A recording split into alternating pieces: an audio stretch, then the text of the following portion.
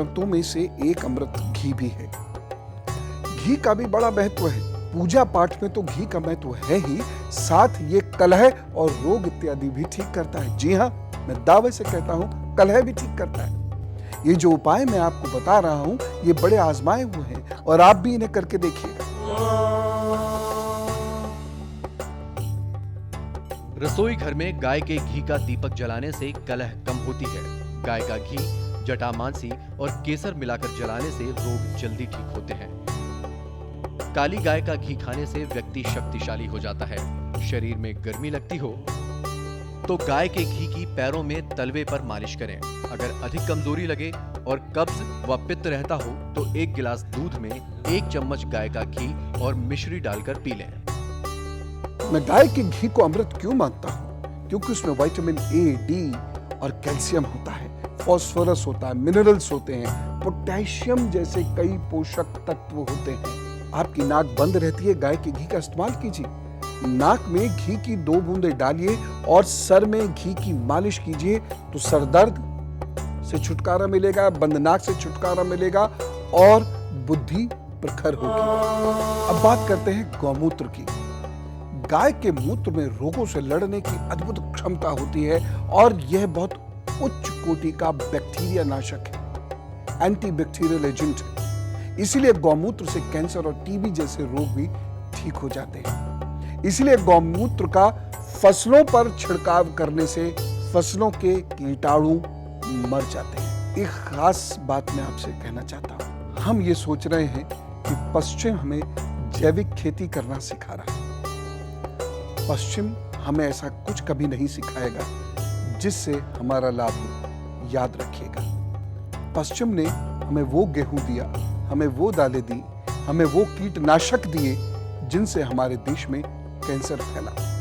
ये देश में आ भी कैसे गए समझ में नहीं आता। हमारे देश में हमेशा फसलों के ऊपर जो छिड़काव होता था वो नीम के पानी और गौमूत्र का होता था। जैविक खेती भारत ने पूरी दुनिया को सिखाई, दुनिया ने भारत को नहीं सिखाई।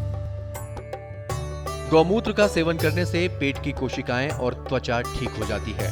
इसीलिए गौमूत्र पीने से आयु बढ़ती है।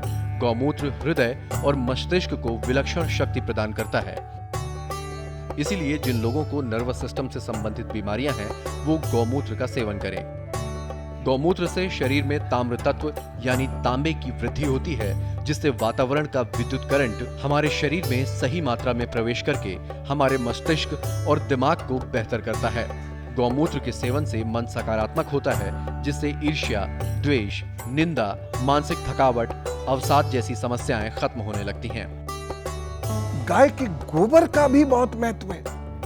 आप सोच भी नहीं सकते, कल्पना से परे की बात है कि किसी पशु का वेस्ट, जिसे हम सामान्य रूप से कहते हैं, वह भी अमृत हो सकता है। लेकिन है, हम पूजा पाठ आदि में इसका बहुत प्रयोग करते हैं और इसके बहुत गुण भी हैं जो इसे अमृत बना देते हैं। गाय के गोबर में लक्ष्मी का वास माना जाता है। इस बात को सुनकर बहुत सारे लोग फिर कहते हैं, लोग ये कैसे हो सकता है? बिल्कुल हो सकता है, लेकिन इसके लिए हमें साहित्यिक दृष्टि बढ़ानी पड़ेगी। लक्ष्मी प्रतीक है सुख का, संपत्ति का और निरोगता का। इसीलिए कह दिया गया है गोबर में लक्ष्मी का वास होता है। इसका मतलब ये नहीं है कि कमल के पुष्प पे देवी बैठी हुई गोबर के अंदर है।